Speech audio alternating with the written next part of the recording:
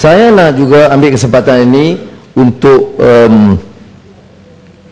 ucap tahniah kepada Tan Sri Yang Dipertua dan juga timbalan-timbalan Yang Dipertua dipilih, dan kami dapat Pakatan Rakyat menerima keputusan itu.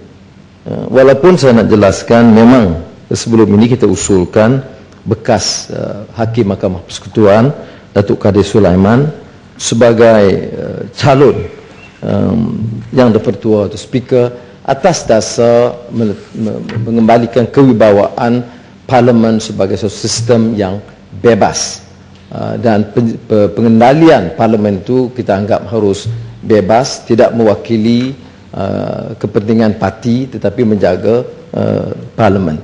Datuk Kadir Sulaiman adalah bekas Hakim Mahkamah Persekutuan, dan kita tahu tentang prestasi beliau dan pengalaman beliau menasihati beberapa negeri dan juga dalam kapasiti menasihat kerajaan dalam beberapa Suruhanjaya.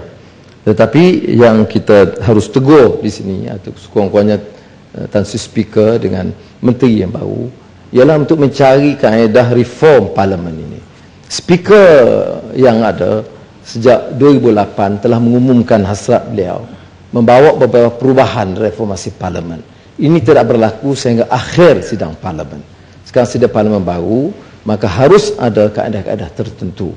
Kalau kita mau pastikan Parlimen itu berfungsi, maka Speaker harus mengepalai pasukan atau tengkuasa untuk melaksanakan reform. Dan reform itu bukan sekadar mempertahankan kenaikan kemudahan dan allowance Speaker dan ahli-ahli Dewan Rakyat, tapi yang lebih utama ialah tentang perjalanan Parlimen itu sendiri. Saya syorkan supaya ini diberikan perhatian segera, kerana sepanjang 5 tahun lalu ini telah tidak dilaksanakan.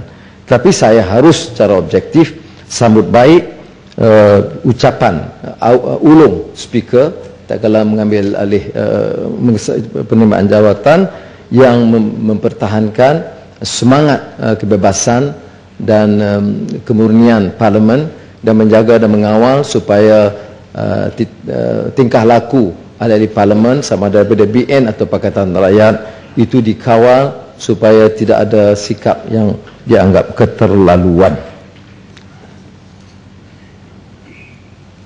Kita tegur memang secara agak serius kerana perkara ini kita buat berundingan demi rundingan, dan elok Dewan ini tahu bahawa kita juga menghantar wakil menemui menteri berkenaan, sebelum itu menemui setiausaha dan jawatankuasa di Parlimen untuk meminta supaya beberapa proses pengendalian pengundian itu lebih teratur dan telus.